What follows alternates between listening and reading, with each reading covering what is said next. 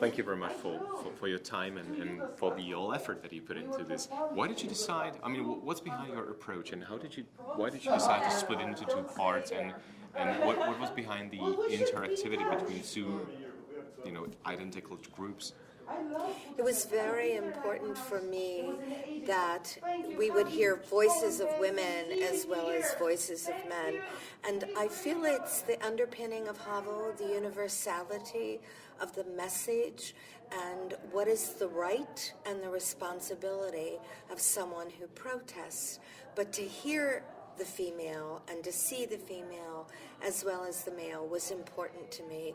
And it was an experiment to see, would this work? Could we have the dialogue and the connection of the alter ego of the female for the male? One of the reviews that I've read, they kind of complained that viewers or the audience cannot really identify with one character because you have two people representing the same character at the same time. So how did it work for you, this experiment?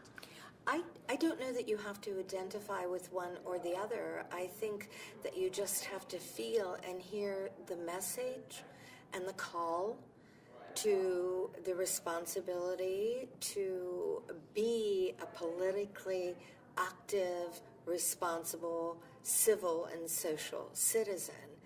And sometimes it's more thinking and acting rather than feeling and acting.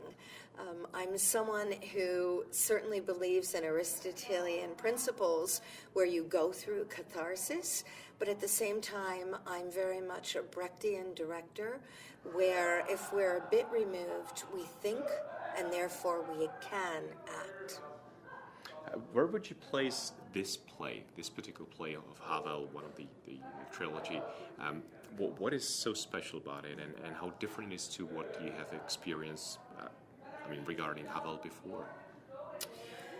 This was remarkably appealing to me because I feel it's the resolution of so many of his thoughts as he was sort of grappling with what do you do if you are reckoning with oppression, and how do you find a voice? And I feel his voice in this piece. I connect to it, and it's a humble and subtle and brilliant voice for me. Thank you very much.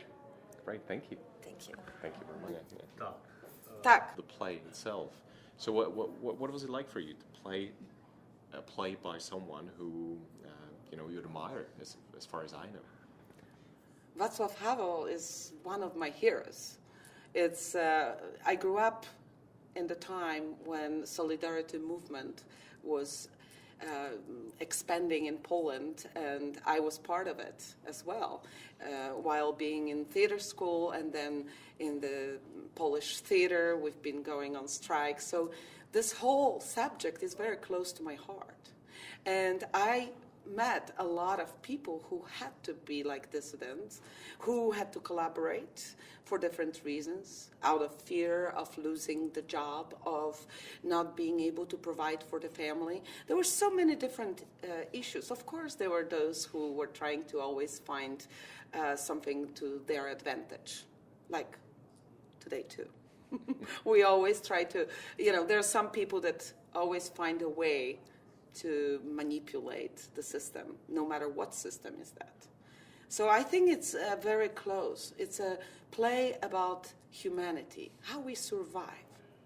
And it's a play that asks very specific questions, and I love those kind of questions and this kind of absurd, in a way, play, because Havel plays with words. There's so many words, but at the same time gives an opportunity for us to explore them and provoke with our interpretation.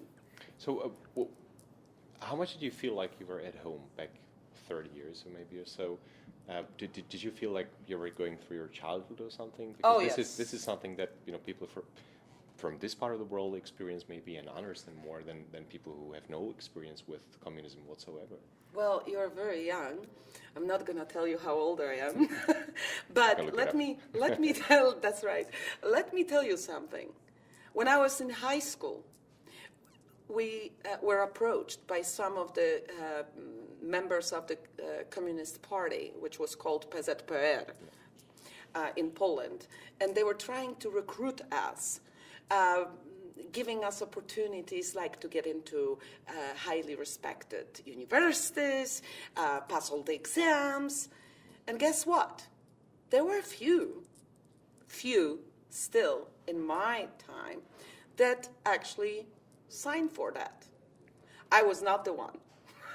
So, but, you know, I grew up also in the family that was very heroic, patriotic. My granddad was in AK Army and fought for Polish freedom. He was a commander-in-chief of the Warsaw Uprising of the downtown Warsaw. He lost two sons. My two uncles died in the canals, in the channels in Warsaw, in Old Town. So, you know, I grew up on the very important history, how to preserve Polish culture and dignity and freedom. And that's why this is very close. And that's what Vaclav Havel was fighting for, you know. For you guys, it's Vaclav Havel. For us, Lech Wałęsa, who just actually was visiting U.S., D.C., and I was there, and there was a movie about him. I wish we could do a movie about Vaclav Havel, maybe one day.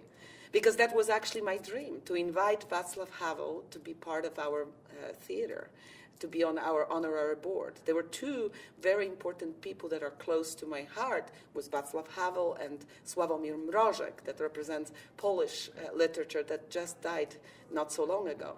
And 2 years ago, I was on the plane to go to Poland, and I was planning to go to Prague to actually ask Vaclav Havel to become our member, and then I learned that he just died. I was devastated.